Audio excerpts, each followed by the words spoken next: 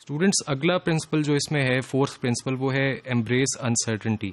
इसमें वो कहता है कि a willingness to embrace ambiguity, paradox and uncertainty. आपको स्टूडेंट्स के अंदर ये एबिलिटी भी डेवलप करने की ज़रूरत है कि जिस वक्त एक चैलेंजिंग सिचुएशन आती है जिसमें कोई पैराडॉक्स इन्वॉल्व है, कोई एम्बिग्विटी है, या उसमें स्टूडेंट का समझ में आना उसको बंद हो गया है, तो आपको वहाँ पे उसको इस तरह की ट्रेट इंस्टिल करने की ज़रूरत है जिसमें वो उस चैलेंज को एक्सेप्ट कर सके और उसको फर्दर उसके ऊपर इंक्वायरी कर सके, उसको अंडरस्टैंड कर सके। इस प्रिंसिपल को अगर हम मेंटल कैपेबिलिटीज़ के साथ रिलेशनशिप में देखें तो आप ये देखें कि अनसर्टेनिटी को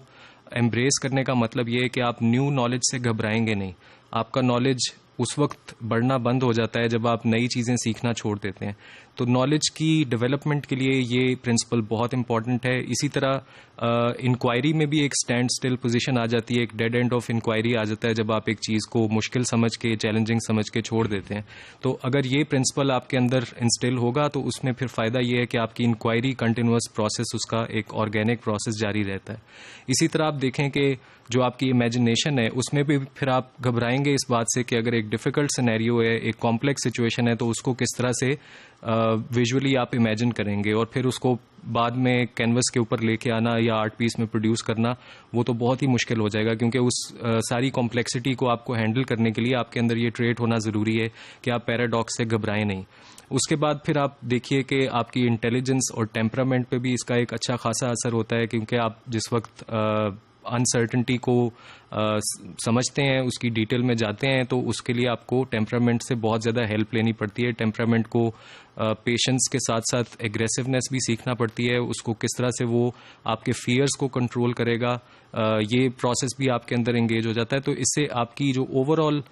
मेंटल अप्रोच होती है उसमें बहुत ज़्यादा तब्दीली आती है अगर ये ट्रेट आपके अंदर हो। इसी तरह फिफ्थ प्रिंसिपल में वो ये कहता है कि holistic thinking, the development of the balance between science, art, logic and imagination. आप देखिए कि साइंस और आर्ट में जो बैलेंस अचीव करने की वो बात कर रहा है उसमें क्या क्या शामिल है। आपको पता है कि साइंस जो है वो वेरीफाइड फैक्ट्स का नॉलेज है जो लेबॉर्ट्री में रिपीटेडली प्रूव हो जाते हैं, लेकिन आर्ट जो है वो आपके इमोशनल प्रोसेसेस का एक्सप्रेशन है, आपके आइडियाज़, आपकी फीलिंग्स, जो कि बिल्कुल सब्जेक्टिव इंटरप्रिटेशन हो सकती है। ये भी पॉसिबल है कि जो ट्रुथ है आपका आर्ट उस ट्रुथ को रिफ्लेक्ट ना कर रहा हो, बल्कि जो झूठ आप रिफ्लेक्ट कर रहे हैं वो किसी ट्रुथ की तरफ इशारा करता हो। तो इमेजिनेशन और जो साइंस और आर्ट है उसके दरमियान बैलेंस का मतलब ये है कि आपका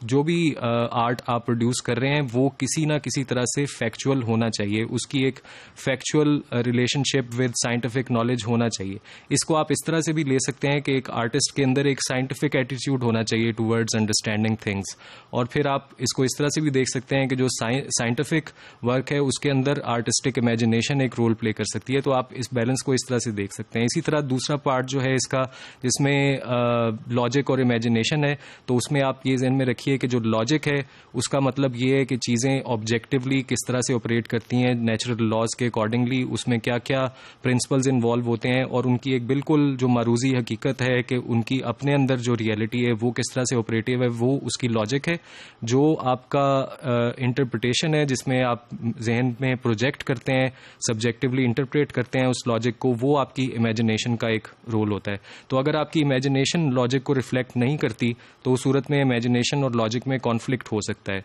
ये बिल्कुल हो सकता है कि एक आर्ट के स्टाइल की रिक्वायरमेंट इस तरह की है कि उसमें आपकी इमेजिनेशन जो है वो रियलिटी को डिस्टॉर्ट करे, तो वहाँ पे आप इस बैलेंस को बिल्कुल और तरह से देख सकते हैं। लेकिन जहाँ पे आप रियलिस्टिक काम कर रहे हैं वहाँ पे आपको लॉजिक और इमेजिनेशन में एक कॉरेस्पॉन्डेंस बरकरार रखनी होती है। तो ये जो प्रिंसिपल्स आप देख रहे हैं इसमें आप कैपेबिलिटीज़ को, अगर मेंटल कैपेबिलिटीज़ को देखें तो ये उनकी भी एक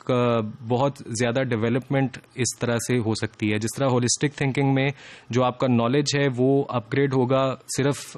एक एरिया में नहीं, 4 डिफरेंट एरियाज में अपग्रेड होगा। आपकी इंक्वायरी की कैपेबिलिटी जो है वो मल्टी डायमेंशनल हो जाएगी, आपकी इमेजिनेशन बहुत रिच हो जाएगी, उसमें ट्रू रिफ्लेक्शन आ सकता है एक इवेंट का, आप प्रोजेक्ट कर सकते हैं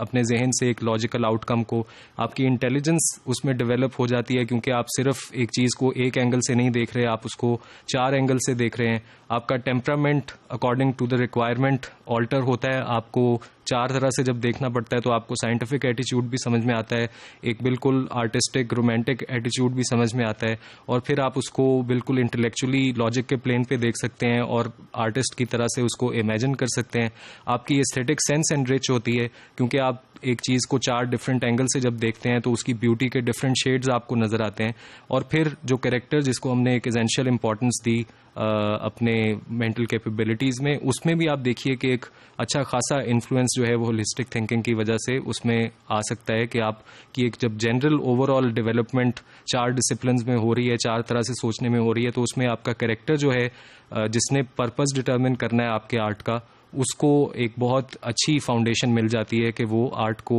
एक बिल्कुल कंटेम्प्रेरी वे में और फ्रूटफुली डेवलप कर सके।